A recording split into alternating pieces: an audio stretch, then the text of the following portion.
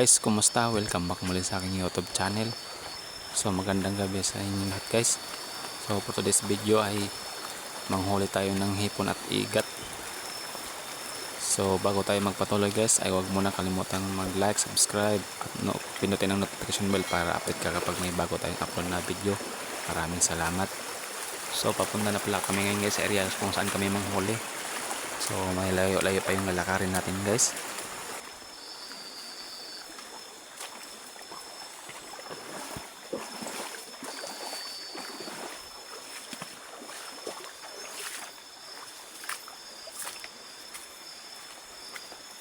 A few moments later. So sa oras na to guys ay nilagyan na namin ng pain yung taga namin. Pero wala pa kami sa area guys kung saan kami manghuli. So ang pain pala namin dito guys ay may yung malalaking bulati. Ay yung pinapain namin.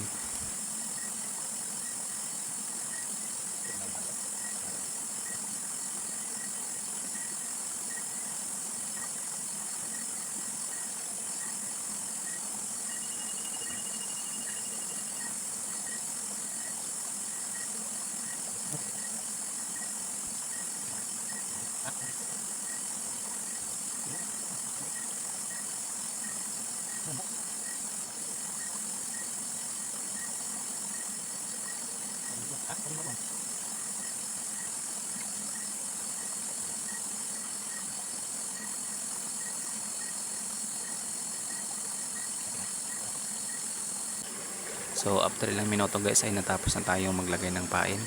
So ayan guys, kung makikita nyo may hipon yan sa gilid ng bato. So yan guys, pagkatapos natin lagyan ng pain ay binibilang natin para malaman natin kung mayroong kulang o wala sa pagtanggal nito.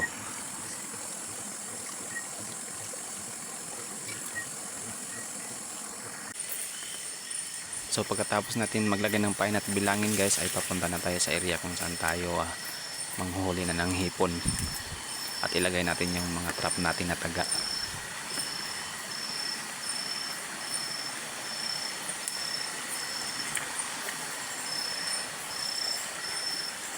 So dito guys may nakita na kaming mangilan-ilan na hipon. So pinapana na ng kasama ko. So ako guys hindi pa kasi nakasunod lang ako sa kanya. So mamaya na ako mamana ng hipon. Hinati rin namin yung taga guys para kanya-kanya na kami maglagay ng trap.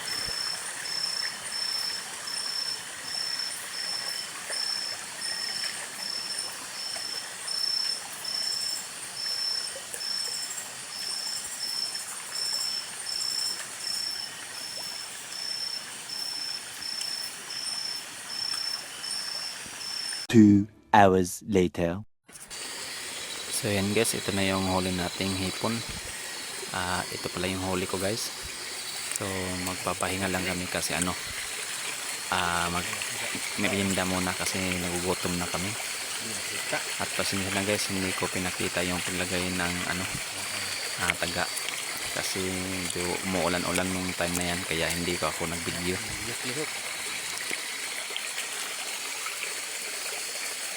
So ito yun na yung dala naming merienda guys. Tinapay at saka may saging.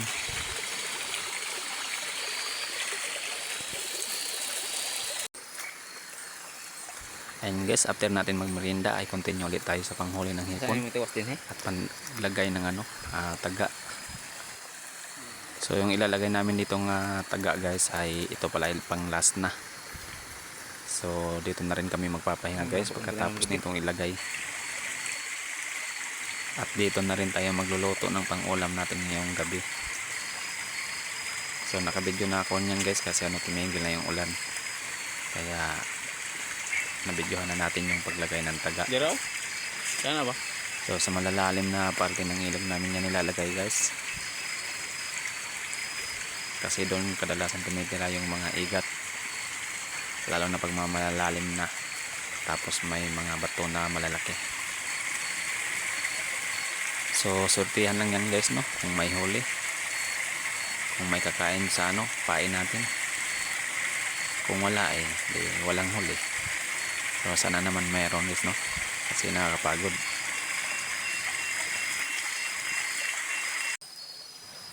So yan guys, pagkatapos natin ilagay yung ating taga ay dito na kami magpapahinga. At magluluto na rin kami dito ng pangulam namin guys. So yan guys, ito na yung lamas natin. Sangig. Sangig yun guys, kung alam nyo. Tapos may kanin na kaming dala dyan. May kaldero din kaming dala. Kaya ito yun na yung huli natin. Kukuha natin to para lulutuin. So presko guys. So ito naman yung sa kasama ko guys. Mas marami yung huli niya kaysa sa akin. Mas asintado siya. Ha? Sus, limpyo mo na.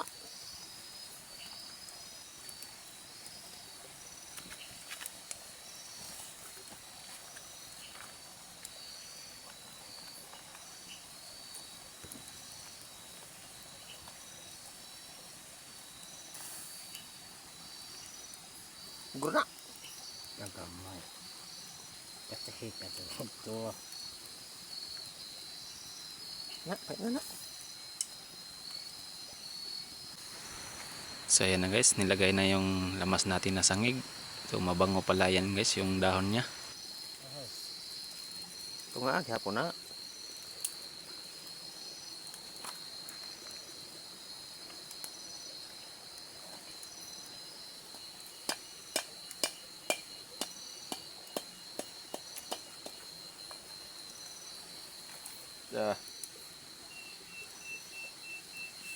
Ang kutsaran mo. Sarap ba? Sinanayo pa. Muna, dalawa eh.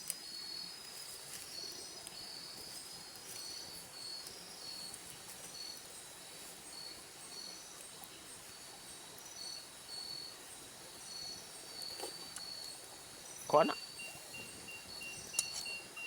Tabang. Sini.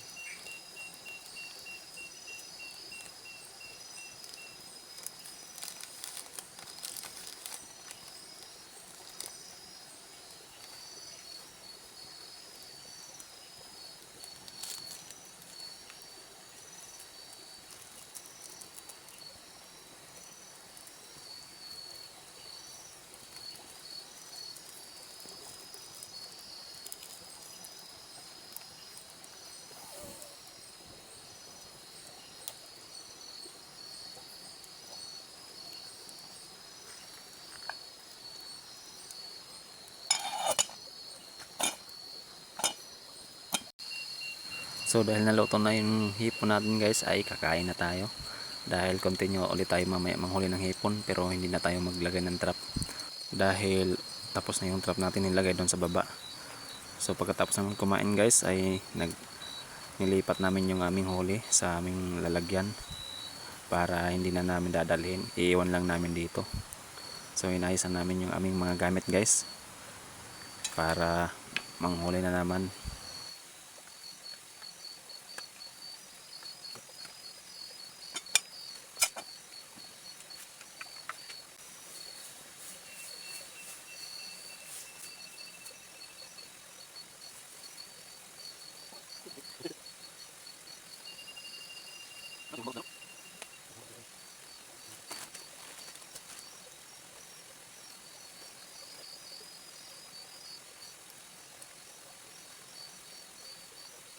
So ito pala yung gamit naming panghuli ng hipon guys, pangpana namin. Stick yan, ang maliit na payong. So yung bakal, so yan yung ginagamit namin. A few moments later. So yan guys, kamana lang kami niyan ng mga isang oras. Bumalik ulit kami kasi mailap na yung hipon kasi pasikat na yung buwan. So alaw na ng madaling araw niyan guys at maliwanag na, kaya mailap na yung hipon yan guys. Kaya bumalik na lang kami para matulog, para makapagpahinga na rin.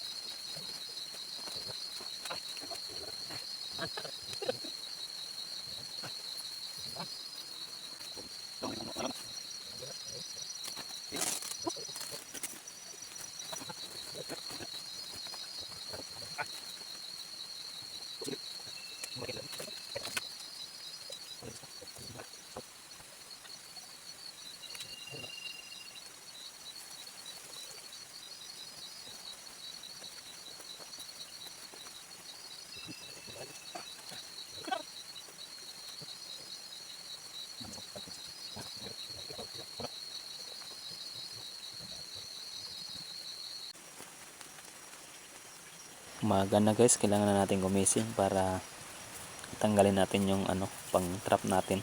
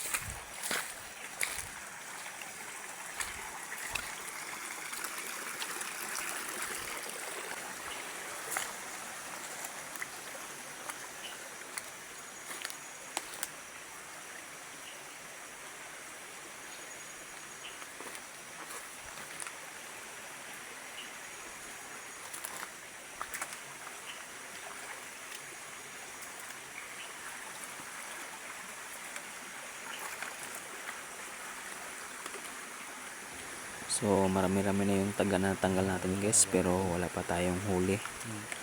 Harang tatawagin mo to.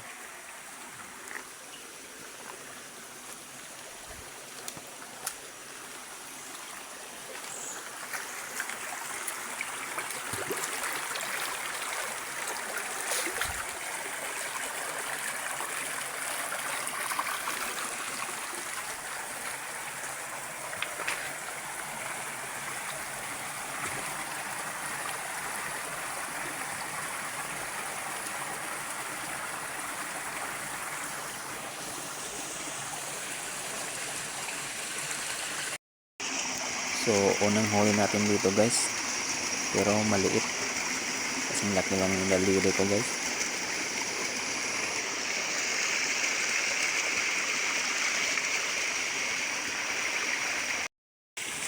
So dito guys, may huli tayo dito. Malaki-laki yung huli natin guys. Ito lang yung malaki naming huli. Dali.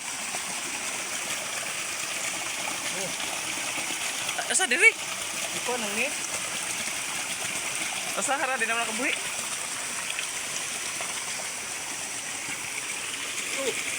So sa time na yun guys, pag abot ko sa kahoy, hindi ko napansin na yung maliit na huli namin natanggal sa taga guys. Tapos buhay pa naman yun, kaya nahanap-hanap muna namin pagkatapos namin yan ilagay sa lalagyan. Hala. Nabita sa gamay.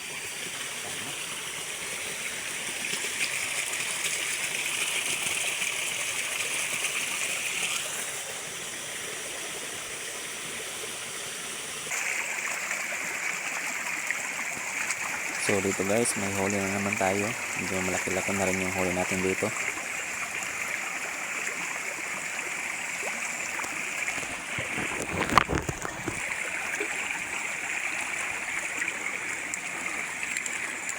Boleh.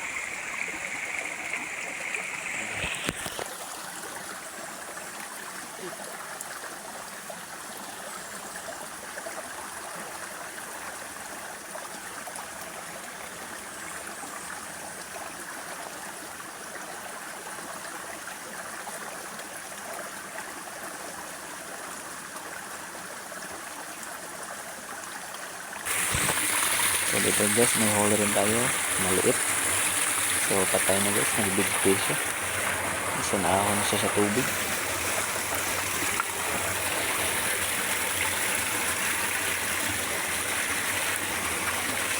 So sa time yan guys, may malaki sana, kaso nauna kumain yung maliit. So kita nyo sa katawan ng igat Mana ka po? may kagat. Ayan o. So kung hindi nauna yung maliit guys, so malaki sana yung huli namin dyan.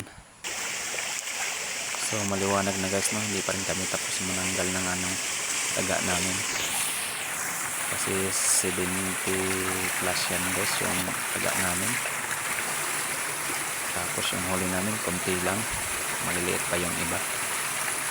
So dyan guys may huli rin kami maliit, kaso binuhol-buhol yung tali kaya nahirapan siya magtanggal.